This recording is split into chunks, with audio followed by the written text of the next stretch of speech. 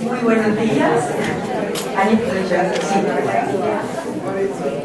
Estábamos comentando en la mesa de que a pesar del paro, algunos podemos estar, lo cual es una alegría realmente.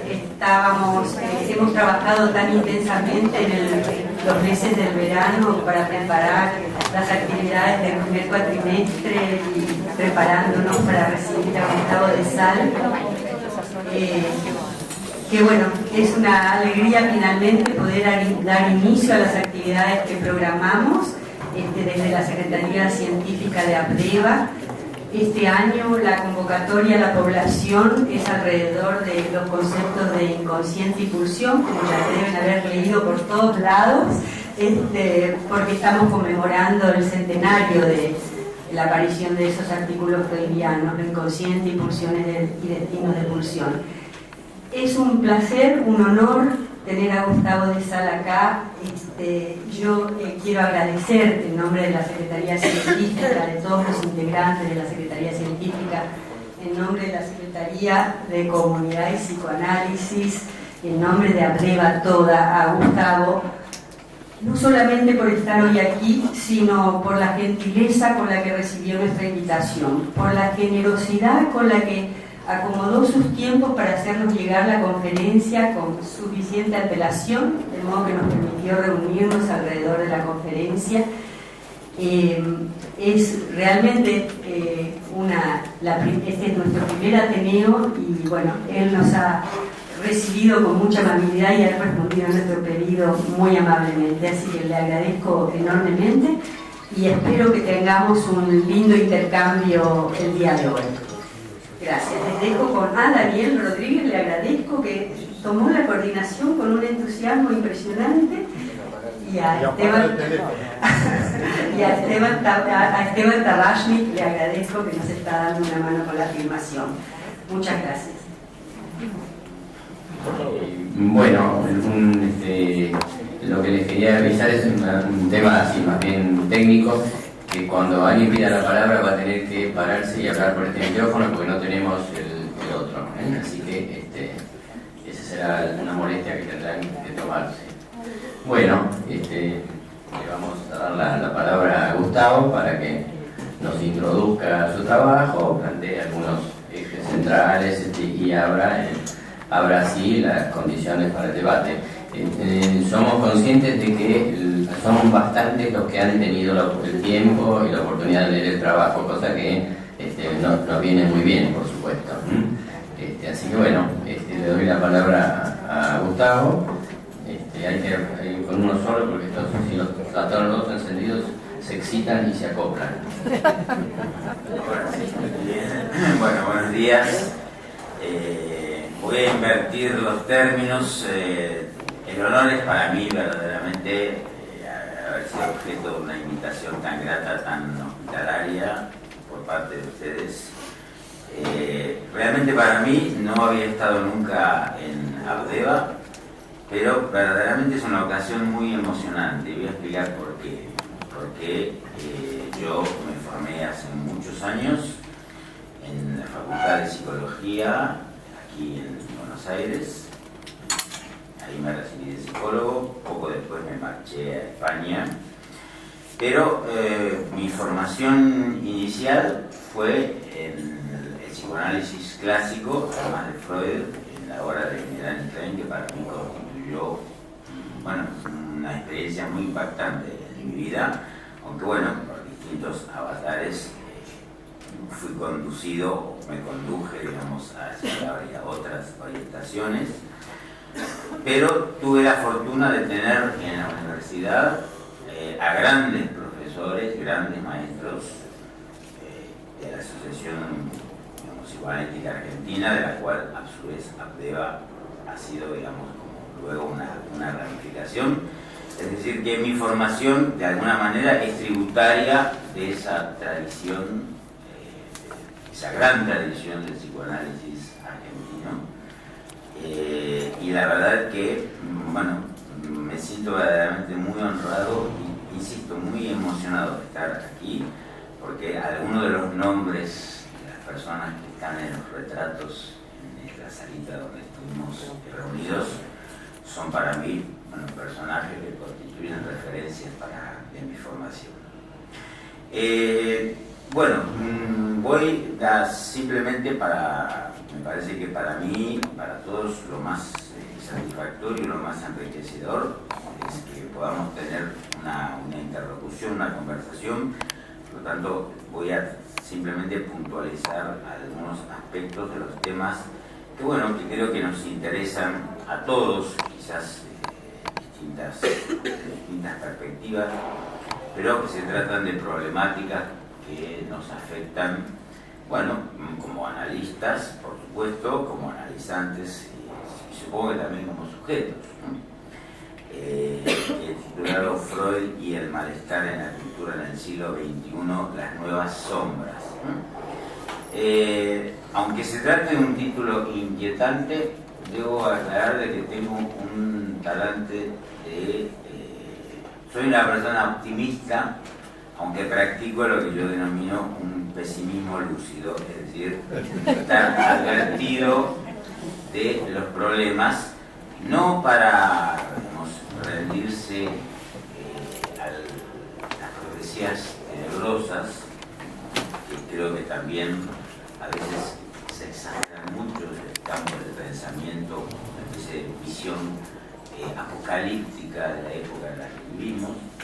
Creo que atravesamos un periodo caracterizado por síntomas muy particulares, muy específicos, como en todas las épocas del mundo, y que, como psicoanalistas, nuestra tarea no consiste en entrar en una posición melancólica ni catastrofista, sino por el contrario, sin juzgar, sabemos que es premisa fundamental freudiana, analizar los síntomas y tratar de contribuir desde nuestra experiencia, desde nuestra disciplina, a iluminar algunos de estos puntos de sombra, sabiendo que evidentemente nuestra incidencia en el recorrido de la historia es muy pequeña, muy discreta, pero es lo que nosotros desde nuestro lugar podemos hacer. El primer punto que he titulado Coordenadas, aquí me salté una palabra para situar el malestar contemporáneo, que evidentemente no es el malestar tal como Freud lo describió en su célebre texto de 1931. Porque, muy sintéticamente, ustedes creo que acordarán conmigo en que la diferencia es casi por oposición, es decir, si Freud señaló que el malestar del hombre en ese momento era el resultado de una restricción, es decir, de una restricción que se imponía a la satisfacción pulsional, hoy en día el malestar más bien parece provenir exactamente de lo contrario, es decir, de lo que denominaríamos un exceso.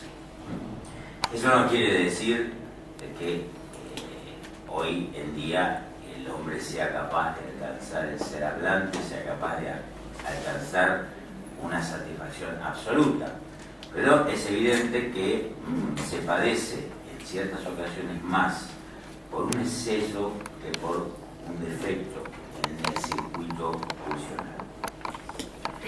El contexto, digamos, de esta gran diferencia es esta palabra, este término globalización, término que efectivamente, concepto que define el momento contemporáneo, pero al cual no hay que aceptar como si se tratase del fin de la historia.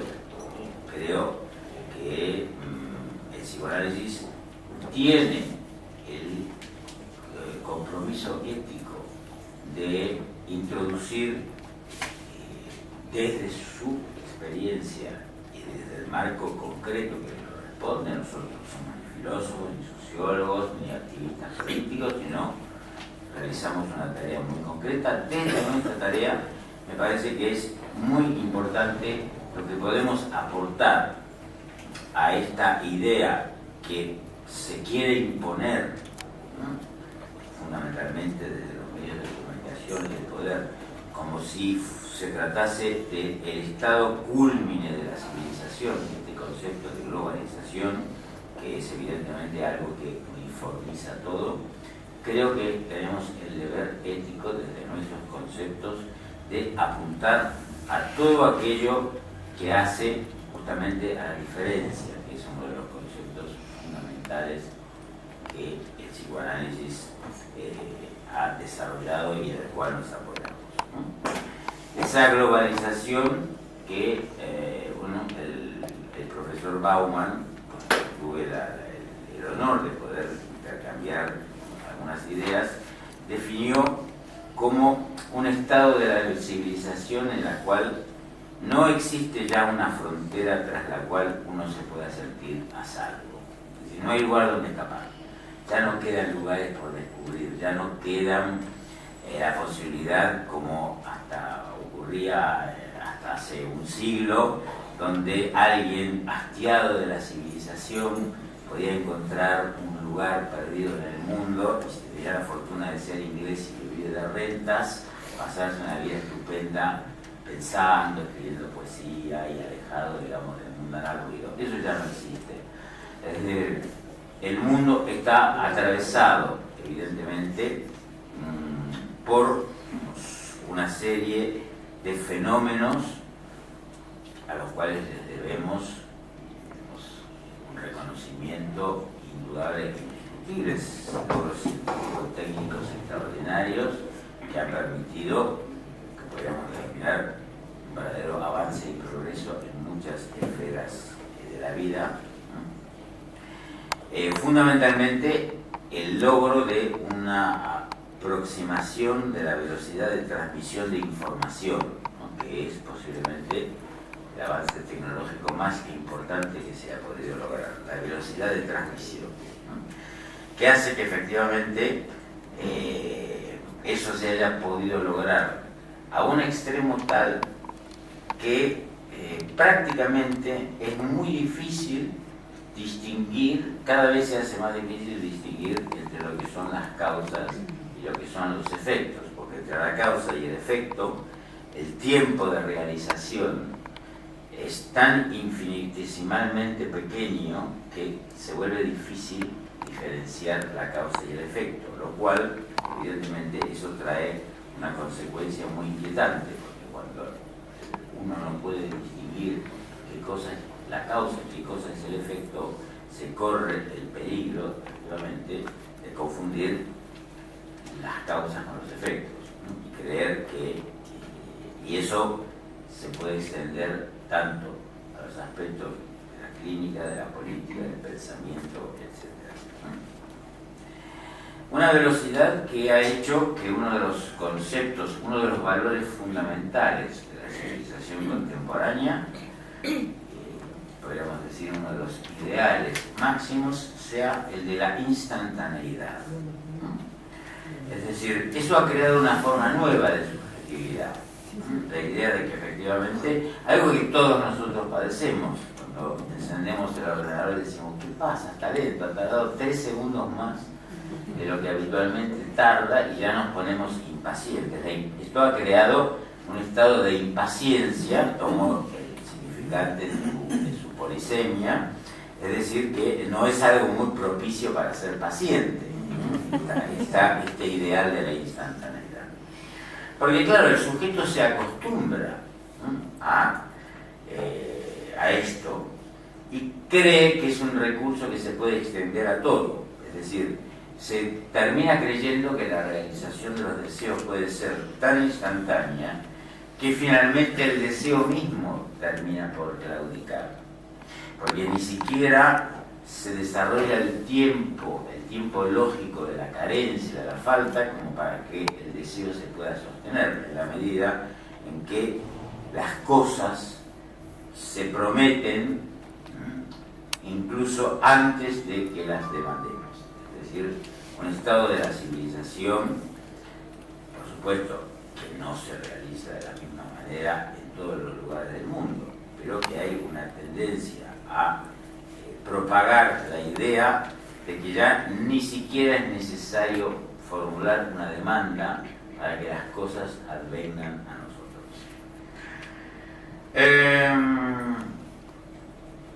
Pese a que Kant había augurado la idea de que en algún momento la humanidad iba a constituir una ciudadanía común, y eso lo auguró como la promesa de un mundo feliz, un mundo de armonía, que ya iba a haber una única, todos íbamos a formar parte de un único conjunto. Evidentemente la globalización sabemos que no ha contribuido a mejorar las relaciones de buena vecindad. Debemos decir, por otra parte, que si lo trasladamos a lo que es nuestra experiencia clínica, todo aquello que tiende a borrar las diferencias conduce inevitablemente a la aparición de efectos sintomáticos. Y allí, insisto, que como analistas tenemos el deber ético de oponer a esta idea de la globalización nuestra clínica como una clínica que apunta precisamente a destacar, a subrayar, digamos, a valorizar, a poner en circulación lo que en cada sujeto constituye su diferencia singular. Por otra parte, digamos, la globalización ha contribuido a crear una separación en el mundo que ya no responde necesariamente a la lógica tradicional de las divisiones de clases. No es porque esas divisiones no siguen existiendo, las que el marxismo introdujo. Pero evidentemente la globalización ha producido una transformación en donde el mundo puede ahora dividirse en dos grandes campos, ¿no? Aquellos que forman parte, que van a formar parte de la existencia en tanto pertenecen a lo que llamamos el ciberespacio, y los que no habiéndose integrado en él pasarán a formar parte de un lugar que es un no lugar, un espacio fuera del mundo. Es decir, las personas que no entrando en la dimensión del mundo tecnológico, que es el mundo que gobierna los actos más pequeños y más banales, desde los más importantes a los más ínfimos de nuestra vida cotidiana, las personas que no formen parte de esa dimensión de la existencia se convierten automáticamente en desechos, es decir, habitantes de un no lugar.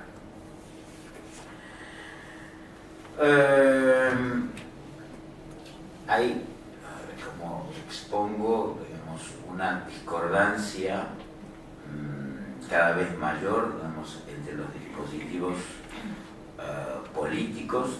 Hay una deflación de la importancia de los estados-naciones en la medida en que el flujo el discurso capitalista, el flujo extraterritorial, económico, comercial y financiero posibilitado por las nuevas tecnologías, ha establecido un poder que no responde evidentemente ni al control moral, político, ético, legal de los estados-naciones, que por el contrario no solamente están al servicio de ese poder, sino que además se han convertido fundamentalmente en gendarmes, ¿no?, que han reducido su papel a vigilar que la población responda a los intereses de esos flujos económicos.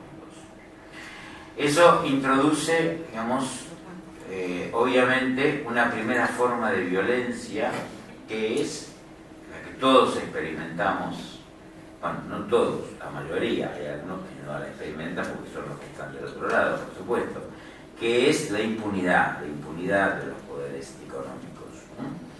Esa impunidad que genera una violencia que implica el borramiento de los distintos modos de entender la existencia y la vida. Es decir, se va creando progresivamente un modelo unificador, unificante, ¿no? Es un uno que tiende a borrar la especificidad, lo local, la diferencia, eso se va barriendo progresivamente, en pos de la idea de que existe un modo único, exclusivo, universal de entender la existencia. Hay una segunda forma de violencia, que es el sentimiento de desamparo moral que reina, digamos, en la medida en que, y esto lo vemos incluso a nivel del sujeto, el sujeto que acude a nuestra experiencia, el sentimiento de que parte de su desorientación, además, por supuesto, de las coordenadas singulares de su historia, también esa desorientación es el reflejo de un mundo en el cual el individuo tiene que tomar a su cargo lo que durante un tiempo había sido una responsabilidad de la sociedad en su conjunto. Es decir, antes había un soporte simbólico, todavía lo sigue habiendo en algunos lugares del mundo, pero hay una tendencia creciente a la extinción de ese soporte simbólico que hace que aquellos cuyas fuerzas flaquean puedan ser recogidos por los dispositivos de la comunidad. Ahora cada uno tiene que buscar, como decía un gran filósofo y sociólogo que ha muerto el año pasado, una gran pérdida, Ulrich Beck, gran sociólogo alemán, el autor de, entre otras obras, La sociedad del riesgo, dijo: el mundo contemporáneo obliga a los seres humanos a tener que buscar soluciones biográficas a los problemas sistémicos. Es decir, que uno tiene a nivel individual que arreglárselas para resolver lo que es un problema de la sociedad. Y hay entonces una tercera forma de violencia que se impone en la medida en que efectivamente la violencia que supone el sentimiento de culpabilidad que para muchos sujetos implica el hecho de no poder estar a la altura del imperativo superyoico de la época, que es cada uno tiene que ser promotor de su propia vida, agente de su propia vida, emprendedor de su propia existencia, y si no lo ha conseguido, entonces es un fracasado. Esto, digamos, es ya un tópico, esto ya está tan incorporado en algunas sociedades que las personas han asumido pasivamente este imperativo superyoico, que aquel que no es capaz de triunfar en el propio negocio que es su existencia, digamos, es un fracasado. Eso ha sido asumido en algunos estratos sociales y es una tendencia creciente. Es decir, el individuo que se siente culpable porque no se adapta a los ideales contemporáneos, ¿no? Ideales donde se supone que todos tenemos la felicidad a nuestro alcance, que si no la conseguimos es un fracaso personal. Entonces, estas tres formas de violencia, la de la impunidad, la de desamparo y la de la culpabilidad, creo que son manifestaciones de la crueldad que ejerce el superyo contemporáneo. Esa crueldad que Freud ya había situado en el malestar de la cultura cuando comprendió que el lado prohibitivo, el lado regulador del superyo era quizás la cara más visible, pero que a partir de sus investigaciones en torno a la pulsión de muerte, Freud descubre que efectivamente el superyo encierra un lado más oscuro, más desconocido, que es este imperativo feroz, que él describió también en el famoso prólogo al libro que escribió con el presidente Woodrow Wilson. No. Sí, efectivamente. Sobre el presidente Wilson, perdón. Escribió con Bullitt, que era el embajador en Londres, sobre el presidente Bullitt, un gran prólogo donde Freud dice que el mandato último del superyo es la orden al sujeto que lo imposible sea posible. He hablado también de, es un intento, digamos, una investigación que vengo realizando en los últimos años para comprender cómo, si Marx descubrió bajo el concepto de explotación lo que el sistema capitalista obtenía de la fuerza de trabajo, me parece que el psicoanálisis con Freud y fundamentalmente con Lacan han podido aportar un aspecto que evidentemente Marx no tocó, y es posiblemente lo que ha permitido y sigue permitiendo la pervivencia de un sistema que parece ser, según algunos, un sistema definitivo, un discurso del cual es imposible sustraerse, el discurso capitalista. Lo que el psicoanálisis ha aportado es que el discurso capitalista no solamente es un sistema de explotación de la fuerza de trabajo, sino que es un sistema de explotación de la pulsión humana, y que gracias a la extraordinaria habilidad para haber captado los resortes más íntimos de la subjetividad y utilizarlos a su servicio, es que el sistema capitalista puede pervivir. Por ejemplo, el hecho de que efectivamente parece inconcebible, solamente el psicoanálisis puede dar una respuesta de cómo se puede gozar siendo esclavo, de cómo se puede gozar de ser objeto de explotación. Vivimos, como lo dijo Lipovetsky, en una era que es la era del vacío, es decir, una era en donde las grandes ideologías que rigieron, con independencia de la posición crítica que podemos tener, pero que dieron un marco, digamos, de narratividad a la existencia humana, esas ideologías ya no representan la vivencia que tienen los sujetos de la realidad. Y ese vacío es llenado de dos maneras. Sabemos que la falta que es constitutiva al ser hablante tiene dos modos de complementarse, o bien a través de los ideales, o bien a través de los objetos.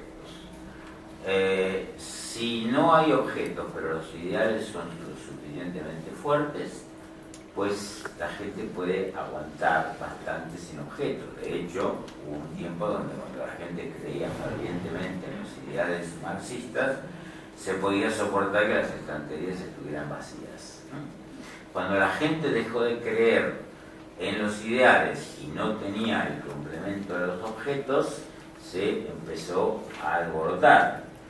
Y cuando los objetos las estanterías se empezaron a llenar de objetos, la gente se olvidó de aquellos ideales rápidamente. Por eso a veces la gente dice, ¿cómo puede ser que después de 70 años la Unión Soviética haya pasado de la militancia y la creencia en estos valores a que todo el mundo se quiere comprar los vaqueros Levis? Bueno, ahora ya han avanzado más que eso.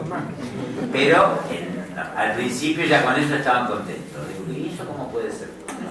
Evidentemente, porque efectivamente son los dos grandes complementos de la carencia del ser hablante, o los ideales o los objetos. Entonces, el complemento de este vacío de ideales, de este vacío de identidades, de representaciones, es lo que el objeto puede aportar. el objeto que el mercado puede producir de forma seriada y que actúa, digamos, cumple la función sustitutiva de lo que nosotros llamamos el objeto del psicoanálisis. Para entendernos, utilizar un lenguaje que nos es común, lo que llamamos el objeto parcial. De tal manera que podemos decir que vivimos en la era del vacío, de un vacío identitario, y al mismo tiempo una era en donde ese vacío aparece disimulado bajo el sentimiento de la plenitud, del exceso de los objetos, todos pensados para ser promesa de satisfacción del deseo y al mismo tiempo programados para que posean la suficiente caducidad como para, digamos, acompañar y acompasar ese tiempo de insatisfacción del deseo. De tal manera que lo más hermoso que nos sucede es cuando abrimos la cajita del nuevo iPhone y sentimos un instante de beatitud, de plenitud, hasta que a los 5 minutos la publicidad anuncia que Apple está ya a punto de lanzar el nuevo modelo, que es el que todavía no hemos comprado, con lo cual la satisfacción nos dura muy poco. Bueno, todos esos mecanismos, que son los mecanismos que son inherentes a la condición del sujeto hablante, son lo que caracteriza lo que llamamos el deseo, es lo que el discurso capitalista, la lógica del mercado, ha sabido utilizar para sus fines. Es decir, no vivimos en una incertidumbre mayor de la que subyace a la existencia desde siempre. Solo que en la actualidad esa incertidumbre se experimenta con una crudeza tal vez mucho más indisimulada, que ha permitido convertir al individuo, al sujeto, en rehén de una nueva forma de explotación, que es el sujeto explotado, manipulado por la ideología de la seguridad. Voy a poner un simple ejemplo. Sabéis que la semana pasada un tipo estrelló un avión contra los Alpes. Bien, todos esos pasajeros, para llegar a ese vuelo, como todos lo hacemos, tuvieron que atravesar una serie de medidas de seguridad, ¿no? Bueno, ahora la seguridad va a tener que ser reforzada. Digamos, los igualistas que tomamos aviones, yo ofrecí cuando vine aquí a tomar unas entrevistas a los pilotos, si me pasaban a primera, pero no tuve éxito con la solicitud, no lo contemplaron. Pero lo interesante es que en lugar de que eso ponga en cuestión y organice un debate en torno a lo que supone como fantasma, podríamos decir en el sentido psicoanalítico del término, ¿no? Falsa representación, como la noción de seguridad, que constituye un delirio. Por el contrario, no solamente que lo que ha ocurrido no ha puesto en cuestión la noción de seguridad, sino que al revés, ya, digamos, los poderes se han encargado de mostrar que en realidad hay que reforzar aún más la seguridad. Por supuesto, el refuerzo de la seguridad siempre es a costa de un mayor recorte en las libertades y en los derechos. Debo aclarar que, como psicoanalistas, también somos conscientes que la libertad, con independencia de su sentido digno y noble, hay una dimensión en donde la creencia y la convicción en la libertad también puede constituir un delito. ¿Por qué? Porque estamos advertidos, ¿no?, de que la libertad finalmente es una libertad que solamente se puede conquistar a medias en la medida en que el sujeto haya hecho la travesía de aquellas determinaciones que son precisamente las que condicionan la supuesta libertad. Bueno, voy a limitar para que haya por lo menos una hora de conversación, simplemente a señalar algunos puntos.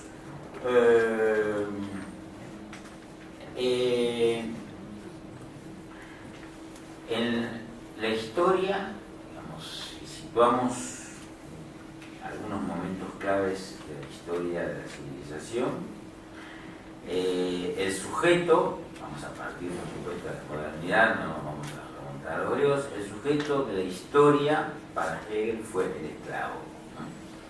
Era el esclavo en quien Hegel había puesto la expectativa de que iba, como resultado de la evolución histórica, iba a alcanzar un estado de saber que produciría un movimiento emancipatorio. Para Marx, el paradigma, digamos, del sujeto histórico fue el proletario, y para Freud, como sabemos, el neurótico. Cada uno tuvo su particular visión de cómo entender la emancipación. ¿Cómo pensar en esta época el papel histórico del sujeto? ¿Qué es lo que el psicoanálisis puede aportar, digamos, a esta reflexión?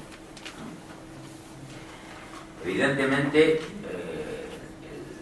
los pensadores, tanto desde el campo del psicoanálisis como de otras disciplinas y otros saberes, apuntan a pensar cómo producir un efecto de despertar en el sujeto contemporáneo, un sujeto que podemos definir, describir, no se trata de una definición, sino una descripción, como un sujeto adormecido, un sujeto anestesiado, perpetuamente distraído en el mundo de las cosas infinitas, ¿no?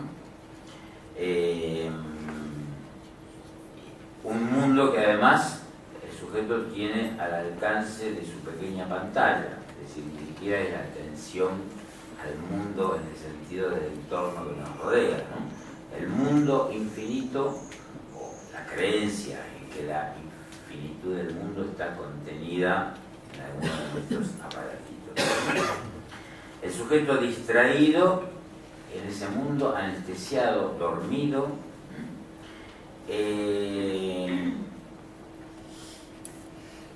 sumergido en una reedición, después de haber atravesado el siglo de las luces, en una reedición de la creencia en lo mágico, porque el colmo de la sofisticación tecnológica, lo que ha producido, por supuesto, en un plano, vamos a decir, inconsciente, es una regresión a la mentalidad precientífica, es decir, a la creencia en lo mágico, la creencia de que los objetos, ¿no? Max Weber dijo que el capitalismo consistió en la, digamos, en el desencantamiento del mundo.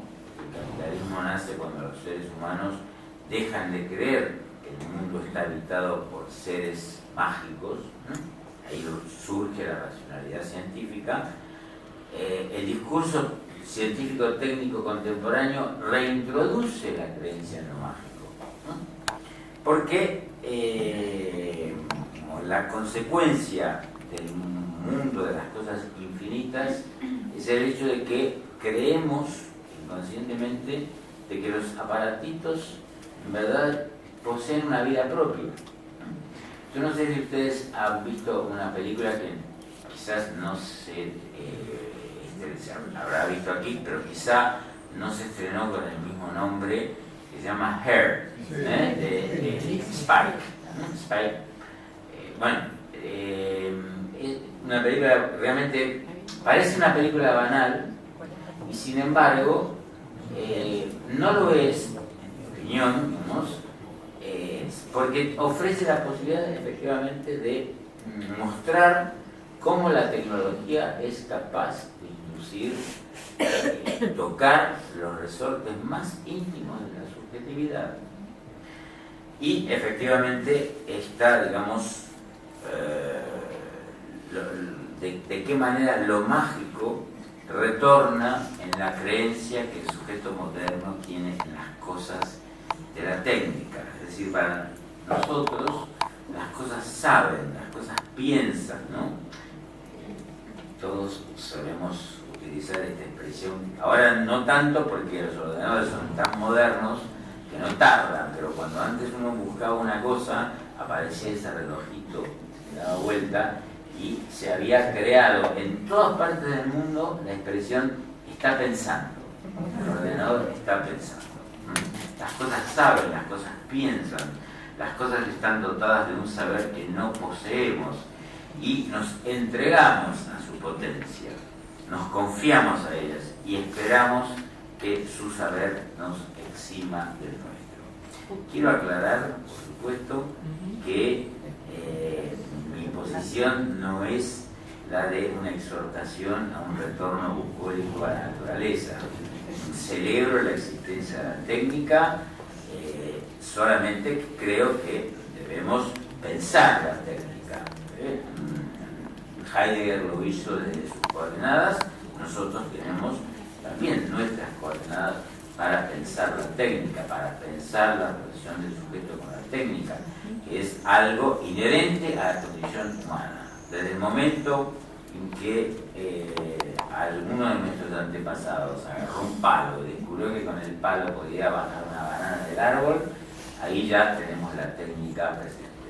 Lo que ha ocurrido es que en la actualidad el palo ha mejorado un poco, pero en el fondo lo técnico es inherente a la condición humana, es decir, no tenemos que agarrarnos la cabeza y pensar que vivimos ante las puertas de un cataclismo, de una catástrofe, porque ya vamos a vivir bajo la dirección de la técnica, ¿no? Se trata de, efectivamente, digamos, pensar de qué modo, digamos, la técnica puede estar a nuestro servicio y ser compatible con aquello, ahora me sitúo dentro de nuestro campo específico, es decir, sea compatible con la manera en que nosotros entendemos el sujeto y lo que la clínica analítica puede ofrecer al sujeto. Es decir, quizás una posición más lúcida, más advertida, lo cual le puede permitir evidentemente un mejor uso incluso de los instrumentos técnicos. Tiempos difíciles para el psicoanálisis. Tiempos difíciles en la medida en que,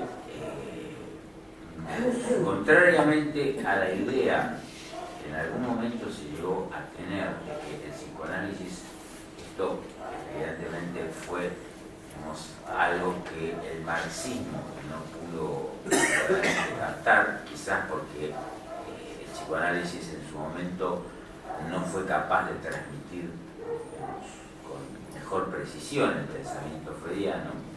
La idea de que el psicoanálisis, con su concepto del inconsciente, de alguna manera introducía una forma de exculpación del sujeto, ¿no? Es decir, bueno, todo el mundo estaba disculpado de su responsabilidad en la existencia, dado que el inconsciente nos gobierna, por lo tanto todos somos inocentes de lo que hemos hecho. Bueno, ya desde ese texto tan famoso de la responsabilidad moral por el contenido de los sueños, Freud demostraba que las determinaciones inconscientes no eximen al sujeto de la posición que él asume respecto a eso, de que las coordenadas históricas que nos ha tocado a cada uno vivir, las determinaciones que hemos encontrado, las cartas que el destino nos repartió, bueno, no nos eximen de asumir la responsabilidad en cómo hemos jugado con esas cartas. No necesito dar ejemplos de eso porque esto es el pan nuestro de todos los días. Vivimos efectivamente, sabemos esto. Pero es evidente que hay algo en el discurso social contemporáneo que tiene su lado positivo, es decir, el haber difundido la idea de que somos ciudadanos de derecho, por lo tanto podemos exigir nuestros derechos y reclamar, pero eso ha ido creando una conciencia, digamos, incluso una industria de los derechos, donde todo el mundo se siente en una posición de acreedor, ¿no? Frente al famoso concepto freudiano de lo que es que la culpa inconsciente implica una deuda. Ustedes saben que Schuld en alemán es tanto culpa como deuda. Frente al sujeto freudiano que se asumía siempre como culpable y deudor, es el Woody Allen, ese es como nuestro paradigma. Pero Woody Allen es el sujeto freudiano que ya no es el sujeto contemporáneo. El sujeto contemporáneo, digamos, padece por supuesto la culpabilidad a nivel inconsciente, pero a nivel de la conciencia se asume en una posición de sentirse acreedor, por lo tanto con derecho a recibir la satisfacción de la cual ha sido privada. Porque el discurso contemporáneo es un discurso que propaga la idea de que la castración no es un acontecimiento necesario, es decir, que no puede no ser necesario en el sentido lógico del término, de que la castración es inherente a la constitución misma de la subjetividad. El sujeto cree, por obra del discurso que circula, cree que la castración es una contingencia, que por lo tanto es algo que se le debe. Aquello que se le ha sustraído se le debe y se siente en la posición de reclamar la cuota de goce de la cual ha sido privada. Y hay todo un discurso que tiende evidentemente a propagar, a difundir esa idea, porque esa idea vende, evidentemente. Bien, por lo tanto, bien, ahí tenemos, sin duda, otra de las cosas de las que el psicoanálisis puede contribuir a producir un cierto efecto de despertar. Tiempos difíciles porque efectivamente el psicoanálisis trae la mala noticia de que más allá de las circunstancias de la realidad, de los acontecimientos históricos, de todo aquello que no se puede dejar de reconocer, por supuesto, al mismo tiempo el sujeto debe hacerse cargo de la relación con su deseo, con la forma en que ha tramitado, digamos, la economía, su economía libidinal, y por lo tanto las consecuencias que eso ha traído en su vida. Por lo tanto, bueno, es decir que si en general el sujeto, por definición, siempre está en cierta posición, cuando viene al análisis en posición de inocencia, bueno, es un poco, digamos, pensar la histeria como el prototipo del sujeto que dio origen al psicoanálisis. Yo no fui, fue el otro me hizo, ¿no? Hoy esa posición está reforzada por un discurso que tiende a un efecto muy perverso. Es un efecto, por una parte, exculpatorio. Todo el mundo, digamos, tiene derecho a reclamar lo que se le debe, y al mismo tiempo subrepticiamente el discurso contrario. Es decir, si usted no es feliz, usted es culpable porque no supo arreglarse la sanidad, no fue lo suficientemente hábil para haber hecho de su negocio personal una empresa exitosa. Bueno, tengo muchos más puntos, pero preferiría detenerme aquí, si está de acuerdo, porque creo que me gustaría realmente que podamos más bien mantener una conversación sobre cómo ustedes piensan estas cuestiones, cómo las experimentan fundamentalmente en la realidad clínica, porque todo esto, digamos, yo no soy filósofo ni sociólogo, por lo tanto me interesa todas las consecuencias que todas estas cuestiones tienen en la modernidad con la cual los sujetos se presentan en nuestras consultas, la forma en que plantean su demanda, las expectativas que tienen del análisis, lo que esperan como curación, etc. Así que los escucharé con mucha ganas.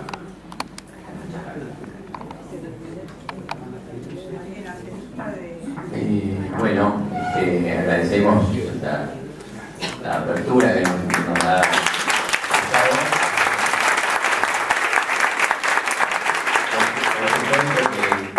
Se ha quedado corto porque su trabajo da mucho más detalle, ¿no? Hay una cosa que aprovecho que disfruto de esta prerrogativa de estar acá en la mesa para decir que a mí me sorprendió este tema de la seguridad, porque la cabina inviolable surgió como una medida de seguridad contra los terroristas, ¿no es cierto?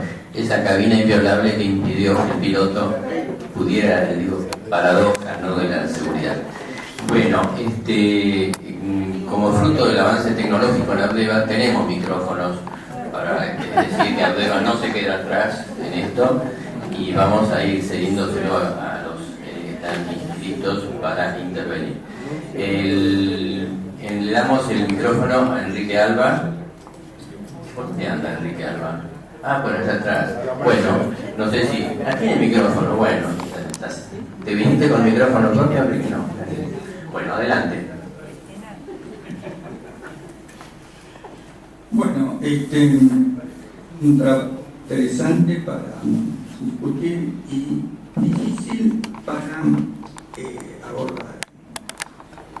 Quizás lo que me aclara un poco de la presentación cuando uno se pone a pensar cuáles son nuestras coordenadas en nuestro trabajo.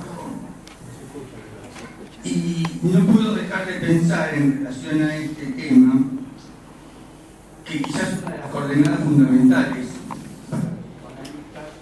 es el problema del deseo. Bueno, me lo cambiaron, parece.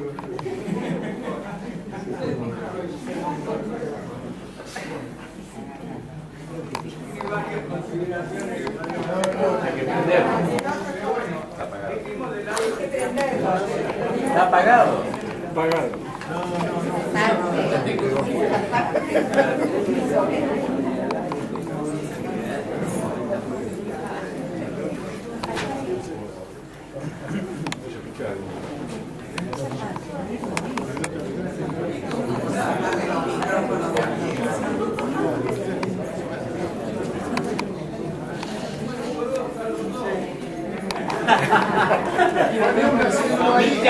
Como Mick Jagger.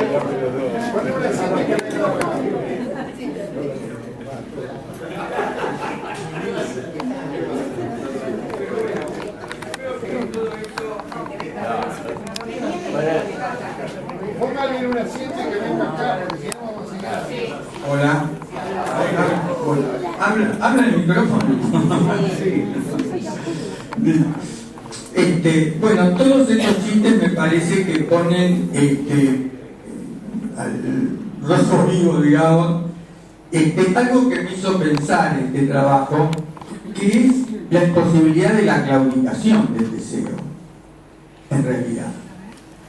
El deseo siempre está presente y siempre, bueno, como dice Freud, siempre termina en alguna relación sexual. Después veríamos que lo que dice Lacan sobre esto, pero en principio siempre termina en un deseo sexual. Me parece que en ese sentido esta coordenada del deseo hace un tope muy fuerte al no lugar, en el sentido de que el deseo siempre va a buscar su lugar, siempre va a estar insistiendo en dónde ubicarse. Bueno, tenemos toda la teoría de los sueños, en la cual también el problema del despertar del sujeto en el sueño es un problema de la lucha del deseo del soñante que se impone sobre el deseo del dormir. Entonces me parece que la coordenada del deseo en psicoanálisis muestra un lugar en donde sería un límite infranqueable en el sentido de la existencia del deseo. Perdón, un límite Infranqueable, no lo he oído. En la existencia, en su insistencia, el deseo, digamos, no va a retroceder, si queremos decirlo así.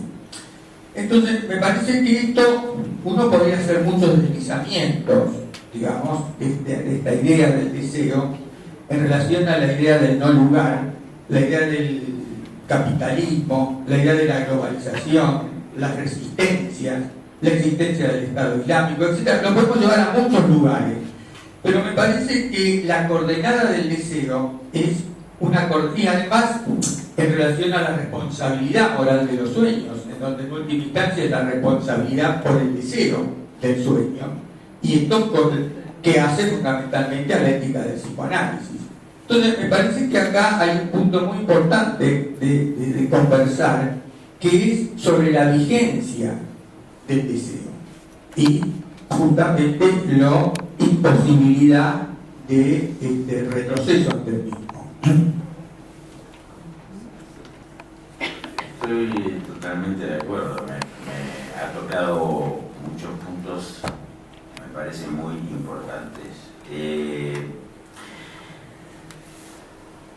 Evidentemente, cuando me refería al no lugar, me refiero al hecho, a la observación que efectivamente hay millones de seres humanos que en la actualidad en el mundo habitan lo que llamamos un no lugar. Yo puedo dar un ejemplo. En esto, digamos, España tiene desgraciadamente tenemos una experiencia muy próxima, ¿no? Que son aquellas personas que intentan atravesar la valla de las ciudades de Melilla o de Ceuta, que son dos enclaves españoles dentro del territorio marroquí, que al no son subsaharianos, o sea, personas que vienen de países del centro de África, que van subiendo, entran clandestinamente a Marruecos. En Marruecos intentan entrar en Ceuta y Melilla, porque al entrar allí ya entran en territorio español, aunque esté en África. Son devueltos los que pueden a Marruecos, pero como a su vez no son marroquíes, son personas que ya quedan habitando verdaderamente un nuevo lugar, es decir, ya porque no se sabe ni siquiera a dónde pertenecen, no tienen papeles, no tienen nada. Es decir, eso es una realidad sociológica. Y es una realidad sociológica que además debemos contrastar con la idea de que la existencia progresivamente es una existencia que tiene un valor en la medida en que está registrada en una base de datos. Va a llegar un momento en donde una persona que no esté registrada en una base de datos, aunque tenga un soporte físico, esa persona no va a existir si no está inscrito en el registro virtual, ¿no? Y si no está inscrito en el registro virtual, digamos, aunque lo tengamos en vivo y en directo, lo podamos palpar, esa persona va a formar parte de un no lugar, ¿no? Esto, por supuesto, no es excluyente con lo que usted acaba de señalar, que efectivamente vamos a utilizar el término que Freud utilizó, el deseo es indestructible. Me parece que cuando hablaba de que el deseo es que no se puede claudicar, es que evidentemente el deseo es indestructible, es decir, que apostamos a que no puede haber ni sistema, ni discurso, ni invención, ni ideología que, a pesar de todos los intentos, pueda verdaderamente producir una sutura que cierre la dimensión del deseo, y estoy absolutamente de acuerdo con usted. Pero también debemos reconocer que, aunque el deseo es lo que evidentemente, por lo menos en lo que podemos avisorar hasta ahora, es lo que de alguna forma asegura la perpetuación del sujeto de la palabra como tal, ¿no? Sí es verdad que el deseo puede estar amenazado. cual no quiere decir que extinguido, pero sí puede estar, hay condiciones que propician, condiciones en el sujeto que propician la fuerza del deseo y condiciones sociales que propician el deseo o por el contrario su negación. Es decir, incluso hasta en la melancolía más profunda podemos suponer que efectivamente en algún lugar todavía subsiste, ¿no?, aplastado, mortificado, esta dimensión indestructible del deseo. Pero también a veces el deseo puede volverse contra uno mismo y, digamos, realizarse como pulsión de muerte. Pero, y una última cuestión, el tema del despertar, ¿no? En ese sentido creo que Lacan nos ha aportado una observación extraordinaria cuando dijo que en realidad despertamos para seguir soñando. No es suficiente con no estar durmiendo para no seguir soñando, y que si hay algo que es lo que hace a la diferencia entre alguien que atraviesa la experiencia analítica y otro que no, es que efectivamente esa persona, estando, digamos, no durmiendo, tiene la posibilidad al mismo tiempo de estar no durmiendo y al menos durante algunos momentos no seguir soñando. Aquí el coordinador, no sé si... No, yo pensaba que dado que se han ido sumando nuevos candidatos para intervenir, quizás así metodológicamente, como que es posible que una de esas haya superposición de temas de los que van a hablar. Yo diría que escucháramos a los que a varios, y en función de eso quizás resulta que uno le da respuesta a más de uno de los que intervienen. El que está acá toma lista, es mi compañero. Héctor Klein sería nuestro próximo interlocutor. Acá están levantando la mano. Héctor Klein. A ver si la tecnología funciona. Ahí va llegando.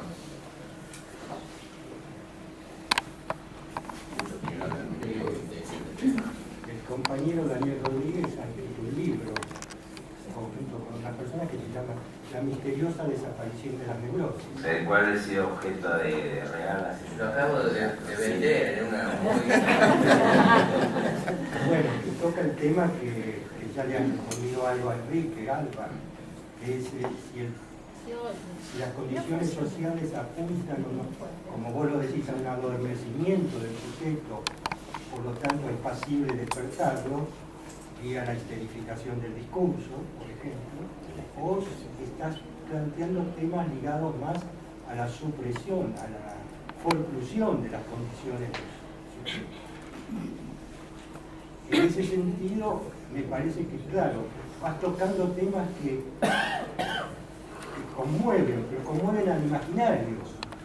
Instante, vacío, deseo, plenitud, pero son palabras que habría que ubicar si estamos asociándolas al imaginario que nos acompaña en tanto padecemos de esta sociedad, o que hacen a un discurso científico. En ese sentido, digamos, hay autores como Green que trabajan el tema del vacío, y hay otros autores como Lacan que discuten o por lo menos interrogan ese tema del vacío y no le dan exactamente el mismo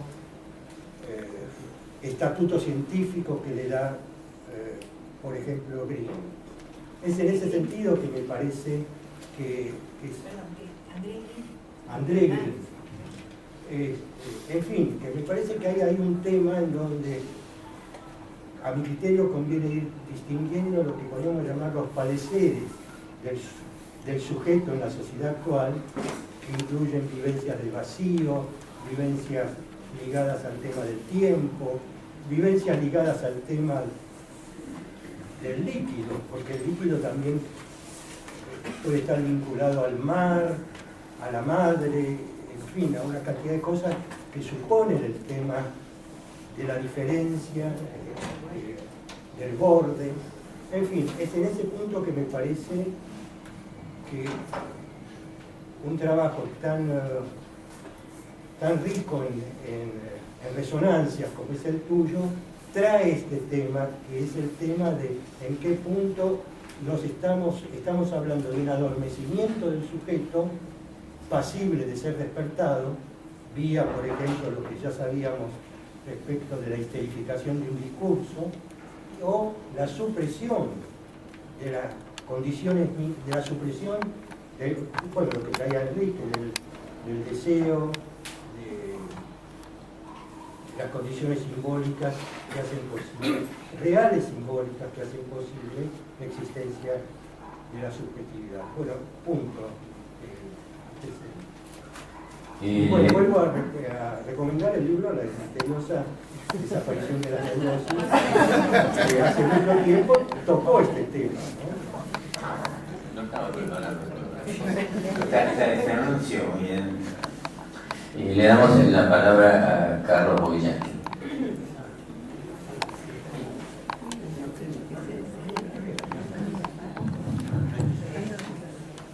Bueno, me sumo a la tradición. Héctor y Enrique. A mí el trabajo me gustó, lo leí, me gustó. Quizás lo que más me gustó fue la tesis que plantea sobre la tachadura del sujeto, el riesgo de predominio de teorías que se olviden del sujeto. No era barradura, la tachadura. De todas maneras, tendría que preguntar un par de cosas en relación a lo que estuviste diciendo. Me parece que, un poco en la línea de lo que decía Héctor, hay una serie de categorías que vos describiste, citándolo entre otros a Nikovetsky, con, supongo, el libro La Era del Vacío, que yo coincidiría con Héctor en que son categorías imaginarias que tienen que ver con un discurso propagandístico. Vos usaste mucho la palabra propagar. A mí me sonaba a que mucho de la globalización es una estrategia propagandística que vende un producto que es la accesibilidad al consumo. Eso es una idea propagandística, eso no es cierto. 2/3 del mundo no acceden al consumo. No acceden a la comida, otra que a un iPhone. No saben qué es un iPhone. La gente que está en Melilla, que vos comentabas, no debe haber visto un iPhone en su vida. No sé si vieron alguna vez eso está. Entonces, el discurso propagandístico, coincido contigo en que forma parte de una industria de la información que, como tantas industrias, tiene claros objetivos, en donde busca disciplinar a un sector de la población para que eso sea, vamos a decirlo en su idioma, profitable, ¿no? Profitable, ¿no? Buen negocio. Rentable. Rentable, ¿no? Que sea un buen negocio. Y de hecho la globalización es un buen negocio. Para algunos, para otros es un pésimo negocio. En ese sentido, coincido con Enrique cuando insiste en lo del deseo, porque los esclavos son necesarios. Son sobre todo muy necesarios para el discurso dominante, que necesita de ellos, para explotarlos. Lo que pasa es que son molestos cuando se quejan, cuando tienen deseo. Entonces, tengo la impresión impresión de que el deseo del que habla Enrique muchas veces retorna desde los esclavos. Podemos se llama, ¿no? Podemos es una expresión incómoda. Melilla, Ruanda, Indonesia. Son muchos los lugares en donde la gente necesita diferenciarse y dice no creer en este discurso propagandístico de la industria de la información. De todas maneras, yo creo que estos no son categorías psicoanalíticas, yo creo que son categorías políticas. En todo caso, me gustaría debatir como analista, como psicoanalista que soy, que somos acá casi todos, en qué condiciones políticas, en todo caso, llevamos a cabo la tarea que sí sabemos hacer, que es la tarea en el consultorio, cuando de pronto tenemos alguna dificultad técnica o alguna dificultad clínica frente a un discurso dominante que banaliza el deseo. No lo anula, lo banaliza, lo distorsiona. Termina propagandísticamente haciéndole creer al usuario que su deseo es un iPhone. Pero eso es propaganda, a mi modo de verlo. Vamos a darle la palabra a Ricardo Abenburg y después le damos ingreso nuevamente a nuestro profesor invitado para que a ver si, no sé si se puede fácilmente hacer una especie de cosa común acerca de las intervenciones, pero vamos viendo. Bueno, trato de que la reunión funcione. Ricardo Abenburg. Bueno, ¿escucha? Sí. Bueno, básicamente estoy de acuerdo con la descripción, me parece muy buena descripción sociológica fundamentalmente, aunque estoy de acuerdo con lo que decía Ricardo. Yo agregaría como un nuevo elemento antropológico. Cuando uno piensa, por ejemplo, el ser humano de hace 100 años es bastante distinto al ser humano. El ser humano de una infancia, no son 100 años todavía.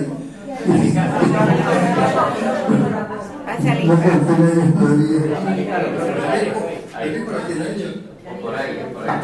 ¿Está bien? Lo que era mi juventud de mi infancia, muy diferente a lo que es la vida actual, en muchos sentidos.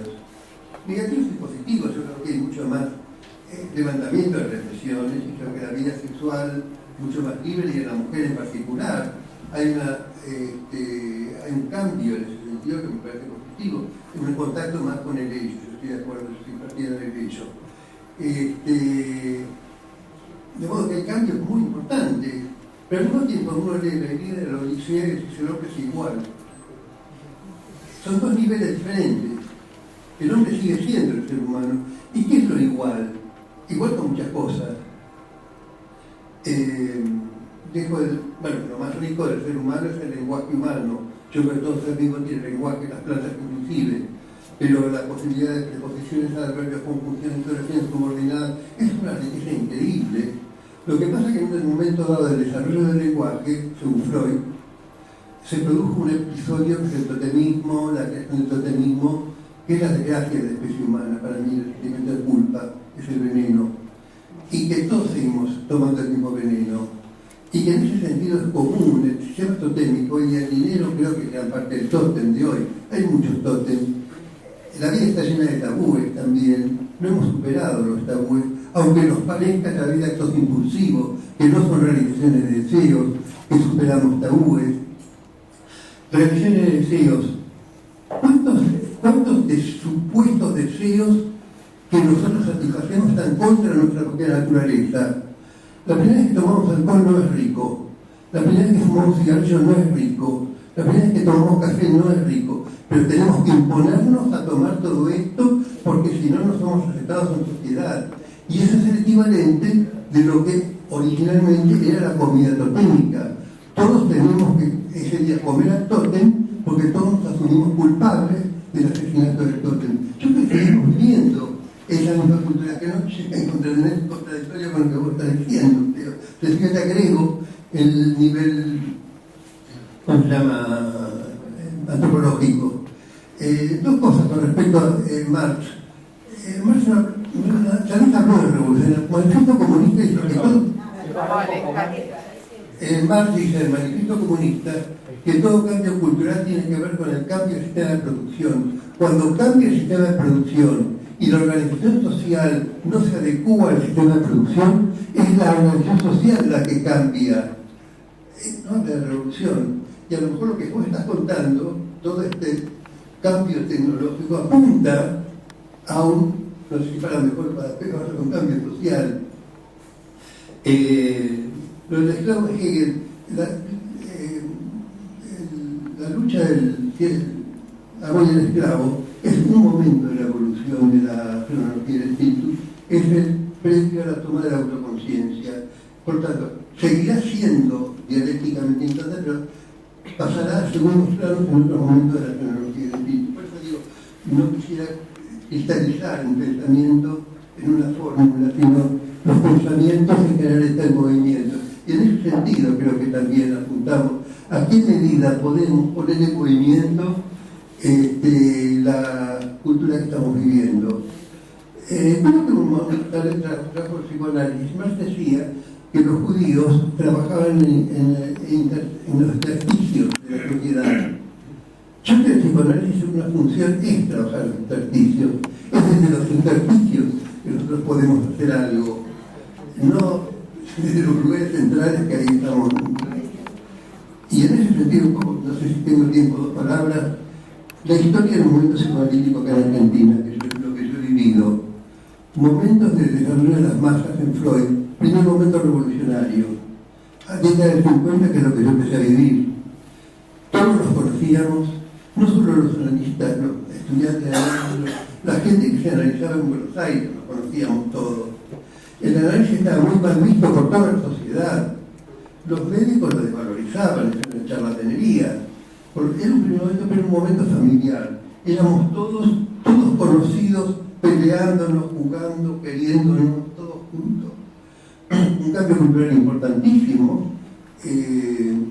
Con el movimiento psicoanalítico las mujeres decíamos las palabras, nos puteábamos. A mí hasta me costaba putearlo a Garmo, que yo me puteaba, con yo no, pero a mi analista no lo puteé. Pero después con los demás había una cosa muy directa que me llevó a una situación en un momento dado fue muy linda y yo le tengo mucho cariño a toda esa época. Recuerdo un aspecto muy particular, pero llegó un momento que era un quilombo. Y donde de alguna manera cambios familiares producían cambios institucionales. La separación de los Pillón fue un cambio institucional importantísimo. Hasta que llegaron los tainianos a Nasiga y trataron de análisis. Esto no es análisis, hay que hacer así, cosa que vino bien, porque calmó mucho las... y ya cuando los pacientes no podíamos, algunos de los propios analistas en seminarios, porque aquí podíamos, antes, se institucionalizó.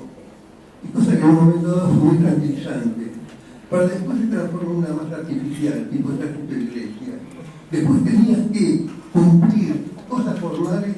Lo que pasaba dentro de lo formal no importa, pero basta que no contestaras al paciente, silencio, interpretaciones de transferencia negativa exclusiva. Era lo que consideraba uno era analista. Si hacía eso, después qué pasaba ahí adentro, no. No sé bien cómo se fue, creo que ahora no es lo mismo. Creo que es mucho más complejo, pero ahora no estoy demasiado hablando, pero creo que un poco esos distintos momentos culturales, uno los vive en chiquito, el momento revolucionario, el momento institucionalizado y el momento de masa artificial tipo ejército de iglesia. Bueno, unos comentarios.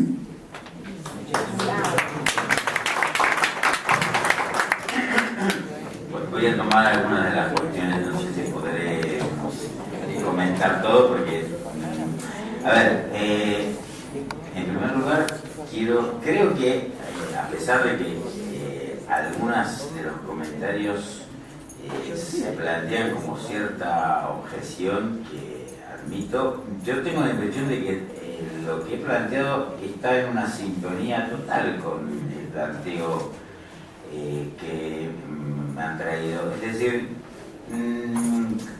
por supuesto que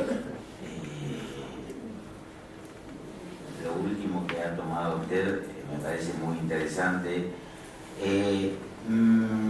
Tener las coordenadas en nuestro horizonte, las coordenadas de la época que nos toca vivir, no implica desconocer que efectivamente el psicoanálisis ha construido una teoría del sujeto que está más allá de los relativismos culturales. Eso no quiere decir que su relación con la cultura no lo afecte de distinta manera, pero que el aparato psíquico que Freud pensó y el concepto de inconsciente y el concepto de pulsión, como dos conceptos fundamentales, no responden no son relativos a un tiempo histórico. Es decir, pese a todas las grandes diferencias, en el fondo, y cuando leemos a los clásicos, nos damos cuenta de que los seres humanos estamos afectados en definitiva por lo mismo. Es decir, hay algo en la condición que está más allá del tiempo, está más allá de las épocas, de los relativismos culturales, por supuesto que sí. Pero creo que evidentemente tenemos que tener una cierta idea de cuál es el perfil del mundo histórico que nos toca vivir. Pensemos por lo siguiente, que la globalización sea una construcción ideológica y en ese sentido participe de lo imaginario, no quiere decir que no termine por provocar efectos reales. Es decir, hubo un tiempo, digamos, en donde las categorías de lo simbólico y lo imaginario y lo real en Lacan suponían una cierta jerarquización, y el término imaginario era un término que se solía utilizar como algo que definía, digamos, lo ilusorio, digamos, ¿no? El espejismo. Pero con el tiempo Lacan va comprendiendo que lo imaginario es una consistencia donde imaginario, real y simbólico no tienen una jerarquía. Y no tienen una jerarquía porque hay un real en lo imaginario mismo, hay un real en lo simbólico. Es decir, que aunque se trate de una propaganda, esa propaganda termina produciendo efectos en lo real. Es decir, vamos a poner un ejemplo muy sencillo, tomando un poco el sentido de lo que decía. Propaganda. Alguien dijo, usted, ¿cómo se propaga? La propaganda no es una cuestión puramente simbólica e imaginaria, porque termina produciendo efectos reales, efectos en la relación del sujeto con el goce, porque el sujeto termina, digamos, implicado en una relación gozosa con eso que se transmite. Voy a poner un ejemplo. Esto es un mal que padecemos todas las sociedades, pero debo decir que cuando llego aquí a Argentina, una cosa que me sorprende en las noticias es la manera en que un suceso que ha ocurrido banal, un choque de un camión en la esquina tal y cual, atropellaron a un ciclista. Vale. Esa noticia a lo largo del día se repite cada 5 minutos, se repite. En España es distinto, ¿eh? Con esto no estoy diciendo de que España ni sea ni mejor ni peor país, ni que la ideología allí, o sea, no. Es simplemente otra manera de cómo se manipula la información. Entonces, al cabo del día, aunque intelectualmente o racionalmente hemos entendido de que murió un ciclista, al final del día en realidad han muerto 250 ciclistas. El mismo ciclista repetido 250 veces y, digamos, hay una relación, hay un efecto real. ¿Cuál es el efecto real? El efecto real es que en eso que se propaga manipulando lo imaginario, hay algo que toca lo real del sujeto, hay algo que toca el modo de satisfacción. Algunos sujetos son indiferentes a esos, otros, su vida, algo de su voz está afectado por eso, queda afectado. Entonces, las estrategias propagandísticas Si fueran cuestiones solamente imaginarias, bueno, serían relativamente inofensivas. El problema es cuando esos mensajes pueden producir una determinada manipulación en los resortes de la subjetividad que provocan efectos reales. Eso no quiere decir que los sistemas políticos, ideológicos, sean capaces, o los dispositivos científicos técnicos, que no olvidemos que Lacan definió a la ciencia como la ideología de la supresión del sujeto. Eso no quiere decir que para Lacan la ciencia lograse suprimir el sujeto, pero es verdad que la tendencia de la ciencia es la supresión del sujeto. Y Lacan no lo decía en un sentido, digamos, no era una observación moral. Lacan entendió que la ciencia exige en su propia constitución la forclusión de la dimensión de la subjetividad. Es inherente al dispositivo científico técnico que la subjetividad no puede ser contemplada, porque si se contempla, estamos en la época precientífica. Aristóteles era un científico donde intentaba conciliar ciencia y subjetividad. Digamos, la ciencia moderna surge efectivamente como un efecto, como un intento de forcluir el sujeto. Eso es lo que hace posible la constitución de la ciencia moderna y del emplazamiento del discurso científico técnico. El psicoanálisis es tributario de la ciencia en el sentido de que viene a recoger ese efecto, ese intento de extinción de la subjetividad. Un intento que lo vemos permanentemente, es decir, todos los días abrimos el periódico y nos encontramos con estas, por supuesto, noticias pseudocientíficas que nos auguran que se ha descubierto el gen que permite explicar por qué a las mujeres les gustan los hombres musculosos y no los hombres muy delgados, ¿no? Porque supuestamente eso mejora. Es decir, todo este tipo de estupideces que poco tienen que ver con la ciencia en su sentido digno, pero que son como ramificaciones espurias de un discurso que tiende evidentemente a la supresión del sujeto. Que el psicoanálisis es tributario del discurso científico en la medida en que recoge desde los intersticios, como decía usted muy bien, recoge los efectos de ese discurso. Esos efectos son reales, no son imaginarios. Es decir, que el síntoma, ahora alguien mencionó cuáles son las condiciones políticas de nuestra intervención. Para nosotros hay una sola política, más allá de que nos pueda interesar la política, independientemente de la posición como ciudadano, cada uno pueda tener más idea analítica. Nuestra política es la política del síntoma.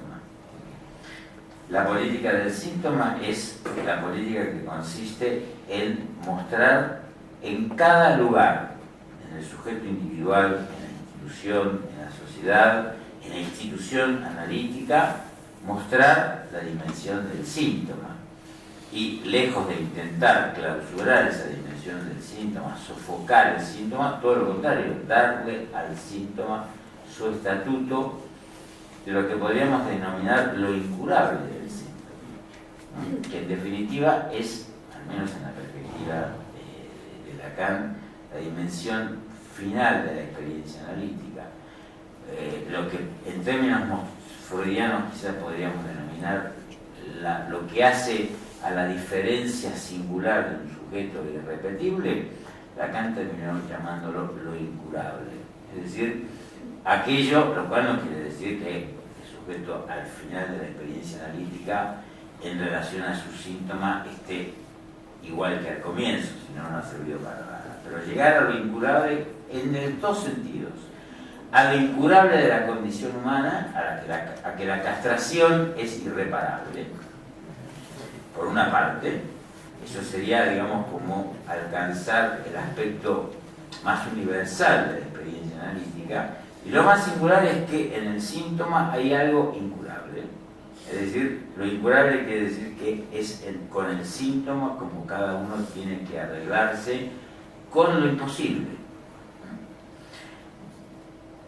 Algo que efectivamente ninguna ideología, ningún dispositivo va a verdaderamente poder anular, al menos mientras el hombre siga conservando, digamos, las tres dimensiones que lo especifican como tal: la relación con el lenguaje, con el sexo y con la muerte. Pero claro, lo que no estamos seguros es que esas tres relaciones estén aseguradas hacia la eternidad. No sabemos si la especie, por todo esto que estamos hablando, puede alcanzar un estado en donde evidentemente se produzca en algún momento o bien la, digamos, aniquilación, o bien un salto, estaríamos ya en una dimensión de ciencia ficción, donde alguna de estas tres dimensiones esté definitivamente tocada: la relación con la palabra, con el sexo, con la muerte.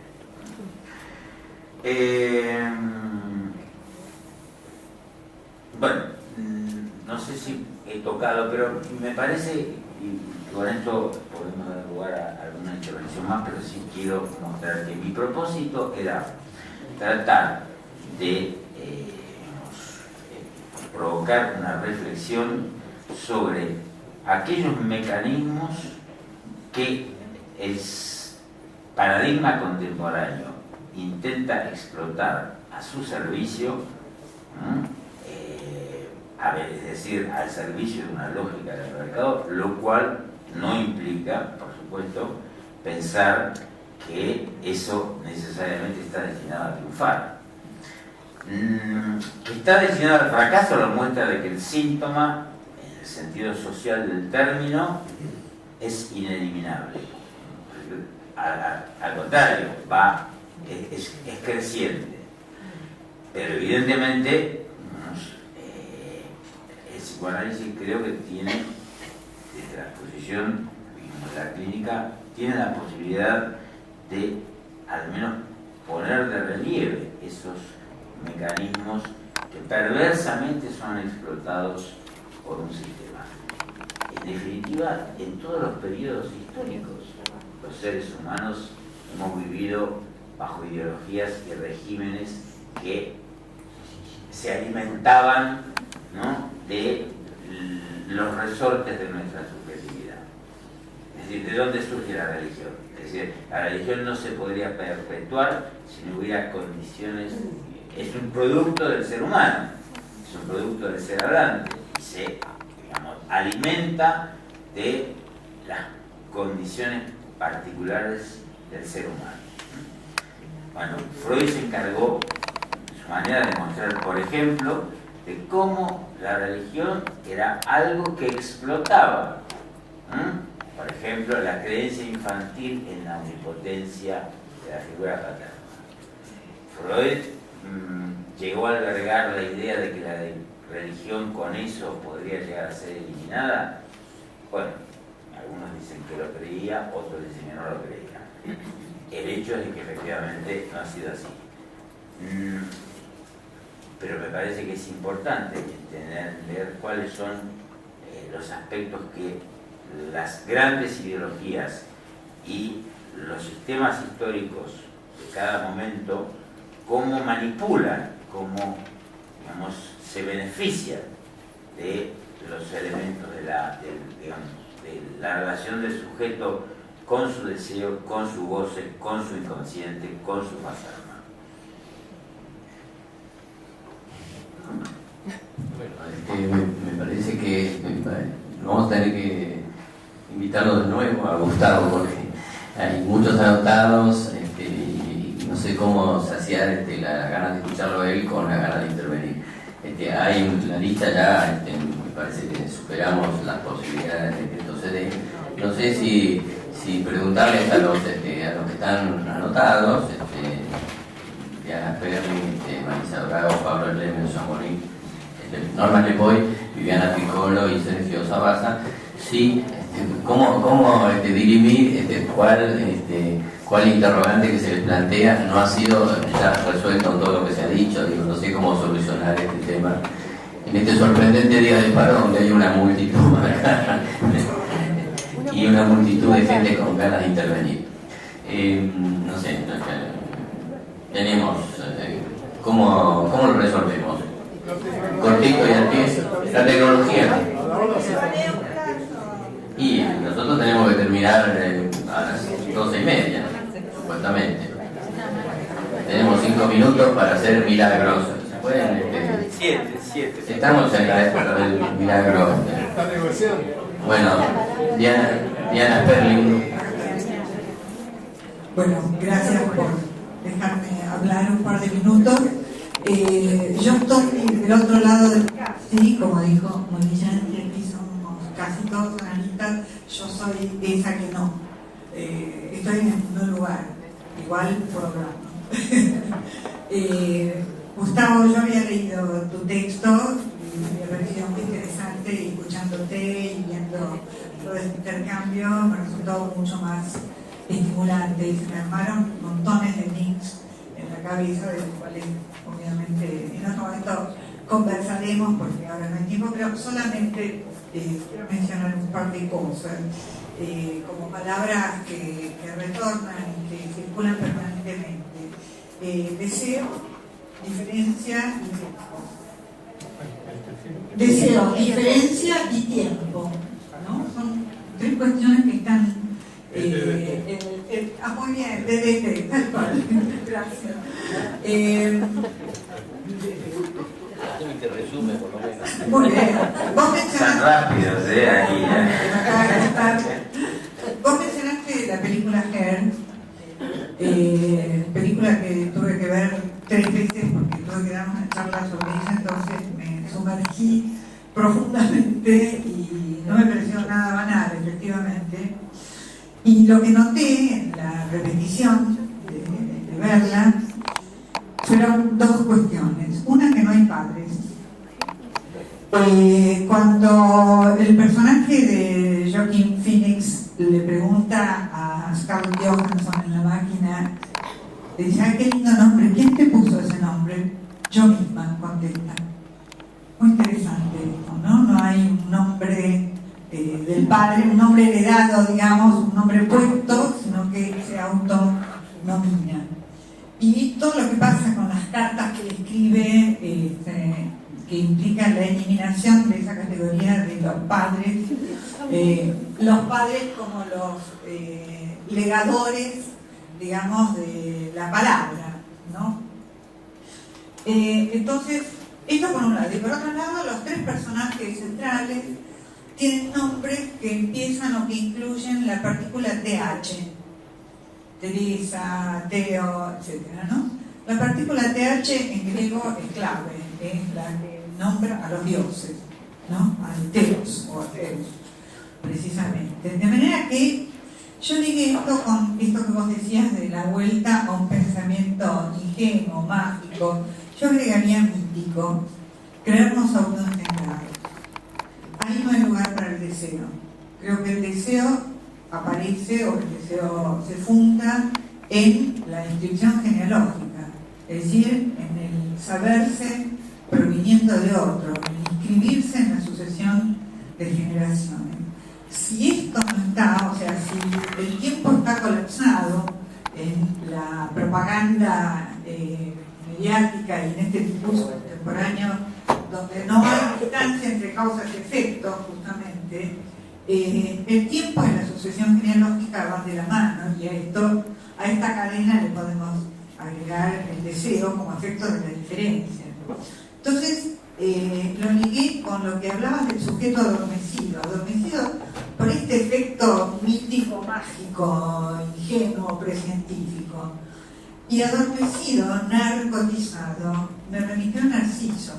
El nombre de Narciso viene de un verbo griego que es narco, que es narcotizar, adormecer, anestesiar. Lo que está anestesiado ahí es el deseo en términos del otro, es decir, en términos de la diferencia. Me parece que ahí se hace un bucle No sé cómo lo pensás vos. La verdad que agradezco mucho este comentario, que daría para una hora realmente de discusión, porque es muy interesante, fundamentalmente porque introduce una cuestión, quizás mañana tenga la oportunidad, digamos, en la presentación del libro, de tocar este tema, porque, bueno, hay algunas cuestiones que debemos también reconocer que, si bien es cierto que hay algo que perdura en la condición humana y que no se transforma, sí vemos aparecer síntomas que cambian la perspectiva de ciertas cosas. Por ejemplo, y esto es muy importante, para Lacan, su obra es una obra que está construida no desde la perspectiva del sujeto neurótico. Lacan comprendió muy tempranamente que el paradigma del sujeto es psicótico, es la psicosis, y que él pensó el inconsciente desde la perspectiva de lo que le introdujo su experiencia como psiquiatra, y fundamentalmente la relación con su gran maestro Clarambeau. El automatismo mental, para Lacan, señaló muy tempranamente lo que orientó la enseñanza.